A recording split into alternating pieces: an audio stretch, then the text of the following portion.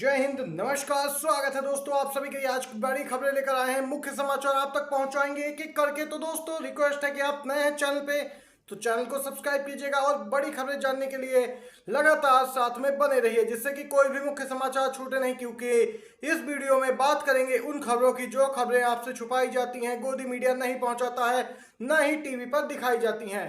तो फटाफट शुरू करते हैं दोस्तों पहली बड़ी खबर से।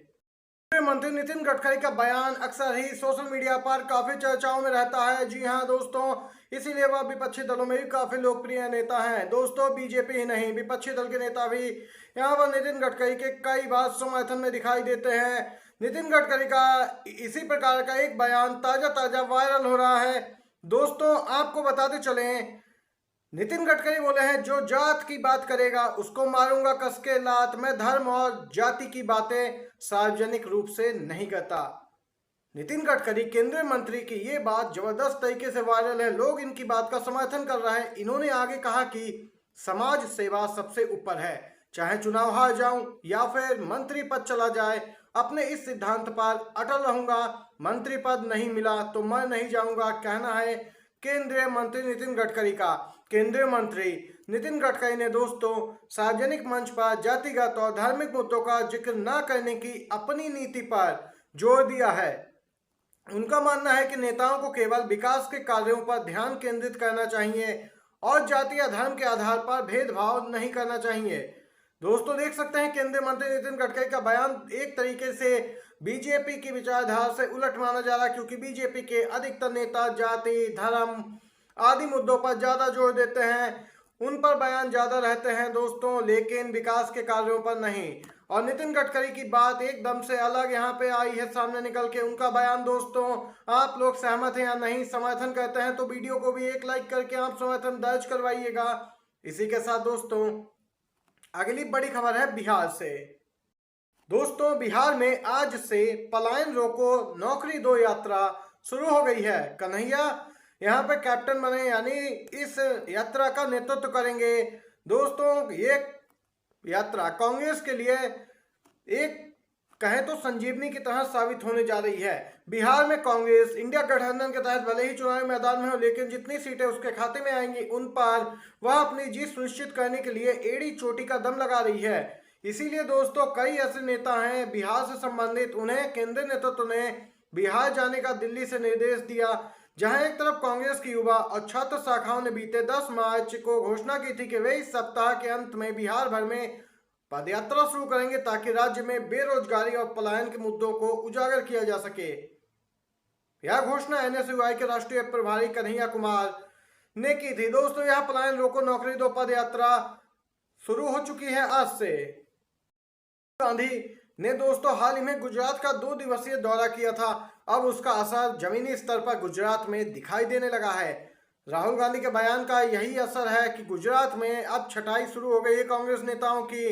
नेता प्रतिपक्ष राहुल गांधी ने गुजरात में अपनी पार्टी के नेताओं को लेकर जो बयान दिया था, धरातल पर उसका असर भी नजर आ रहा है। पार्टी ने ऐसे 20 से 30 नेताओं पर कार्रवाई कर सकती है जिनको लेकर राहुल गांधी ने इशारा किया था। कांग्रेस प्रदेश अध्यक्ष शक्ति सिंह गोहिल ने कहा कि सबूत मिलने पर कार्रवाई होगी। दरअसल दोस्तों राहुल गांधी ने कहा था कि गुजरात कांग्रेस में 2 टीमें हैं, एक जो पार्टी की विचारधारा के लिए प्रतिबद्ध है, उसके समर्थन में है, जो कांग्रेस के साथ है। वहीं उन्होंने दूसरी तरफ कहा था कुछ यहाँ पे गद्दार विश्वासघाती हैं कांग्रेस में, जो बीजेपी से मिले हुए हैं, उनकी विचारधारा को समर्थन दे रहे हैं। गुजरात कांग्रेस के नेता राज्यसभा सांसद और प्रदेश अध्यक्ष शक्ति सिंह गोहिल की तरफ से स्पष्ट संकेत दे दिया गया है कि जल्द ही यहाँ पे छटनी शुरू होने जा रही है। जल्द ही नेताओं के खिलाफ जो सबूत मिलेंगे उनको लेकर कार्रवाई होगी। वहीं दूसरी तरफ दोस्तों अगली बड़ी खबर आ रही है महाराष्ट्र से। बीजेपी ने यहाँ कानून महाराष्ट्र में पास करा लिया तो समझो मुंह पर ताले लग जाएंगे। जी हाँ दोस्तों आपको बताते चले, महाराष्ट्र सरकार एक नया कानून पेश करने की कोशिश करती दिख रही है। यदि यह लागू हो गया तो यह किसी भी व्यक्ति या संगठन को किसी भी विषय पर सरकार के खिलाफ बोलने से रोक देगा। इस कानून के संबंध में आपत्तियां और सुझाव जमा करने की अंतिम तिथि 1 अप्रैल 2025 है। यह कानून महाराष्ट्र सरकार को असीमित शक्तियां देगा। मौजूदा सीएम और बीजेपी नेता फडणवीस ने पिछले साल इस विधेयक को सदन में बतौर डिप्टी सीएम पेश किया था, लेकिन अब मुख्यमंत्री बन गए और अब इस बिल को हर हाल में पेश कराना चाहते हैं, पास कराना चाहते हैं। खासतौर से यह कानून अरवन नक्सलियों को सबक सिखाने के लिए तैयार किया गया। दोस्तों महाराष्ट्र में इसका विरोध शुरू हो गया है। दोस्तों यहाँ पर आपको बताते चलें, लोगों की बोलने की आजादी पर, स्वतंत्रता के अधिकार पर लगाम लगाने की एक तरीके से कोशिश है, लेकिन विपक्षी दल इस कानून को लेकर पहले ही न्यायालय जाने की तैयारी कर रहे हैं। दोस्तों इसे असंवैधानिक बता रहे हैं, सरकार के कदम को गैर कानूनी बता रही है। यहाँ पे बड़ी खबर आई है दोस्तों। अगली ब्रेकिंग न्यूज की तरफ बढ़ते हैं। महाराष्ट्र से ही बड़ी खबर आ रही है। विधान परिषद उपचुनाव के लिए भाजपा उम्मीदवारों ने सूची जारी कर दी। दोस्तों महाराष्ट्र में विधान परिषद के चुनाव होने हैं, उसको लेकर सभी राजनीतिक दल अपनी तैयारियों में जुट गए हैं। सत्तारूढ़ एनडीए भी यहाँ पर दोस्तों पूरी तैयारी है। आपको बताते चलें, इसी क्रम में बीजेपी ने अपने उम्मीदवारों की सूची जारी की है। विधानसभा चुनाव के दौरान महायुति ने विधान परिषद के अपने 5 सदस्यों को विधानसभा चुनाव में उम्मीदवार बनाया था, जिसके चलते विधान परिषद की 5 सीटें खाली हुई थी और उपचुनाव की अधिसूचना 10 मार्च को ही जारी की गई थी। दोस्तों आपको बताते चलें, इन सीटों पर शिंदे गुट, अजीत पवार गुट और यहाँ पे सीट शेयरिंग के अनुसार बीजेपी चुनाव लड़ेगी, जबकि महा विकास अघाड़ी का सीट फार्मूला अभी तक तैयार नहीं है, किससे कितनी सीटें मिलेंगी दोस्तों। लेकिन महायुति के अनुसार उपचुनाव में एक एक उम्मीदवार मैदान में उतारेगी शिंदे अजीत गुट और 3 बीजेपी अपने उम्मीदवार उतारेगी। जी हाँ दोस्तों, यहाँ पर बीजेपी के खिलाफ अब सभी विपक्षी शासित राज्यों ने मोर्चा खोल दिया। पैसिमन के खिलाफ अब पंजाब भी उतरा। सीएम मान ने केंद्र पर साधा है निशाना। दोस्तों यहाँ पर डिलिमिटेशन यानी यहाँ पे पैसिमन को लेकर देश भर में छिड़ी बहस में अब पंजाब भी शामिल हो गया। पंजाब के सीएम मान ने अनौपचारिक बातचीत में कहा कि उनकी तमिलनाडु के सीएम स्टालिन से फोन पे बात हुई, वह अपने 2 मंत्रियों को चेन्नई में होने जा रही बैठक के लिए भेजेंगे।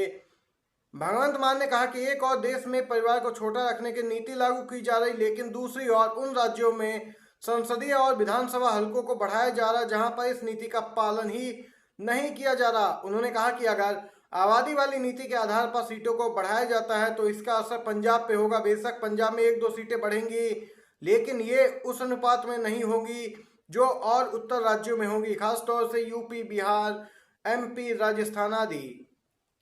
जबकि दोस्तों यहाँ पर अन्य दक्षिणी राज्यों का मानना है कि जनसंख्या के आधार पर अगर परिसीमन लागू होता है तो उनके राज्य में लोकसभा की सीटें घट जाएंगी। बीजेपी का पहले ही दक्षिण से सफाया हुआ है, इसीलिए वह एक सोची समझी रणनीति के तहत काम कर रही उत्तर भारत के हिंदी पट्टी राज्यों में वह सीटें बढ़ाकर अपना वर्चस्व करना चाहती है। दोस्तों देख सकते हैं चेन्नई में 22 मार्च को ये बैठक होने जा रही है। यहाँ पर दोस्तों ये थी इस समय की बड़ी खबरें और मुख्य समाचार थे, बिग ब्रेकिंग न्यूज थी जो एक एक करके आप लोगों ने जानी है। वीडियो अच्छा लगा हो तो एक लाइक कीजिएगा, शेयर कीजिएगा वीडियो अपने दोस्तों के साथ भी। आप सभी का बहुत बहुत धन्यवाद। जय हिंद, जय भारत।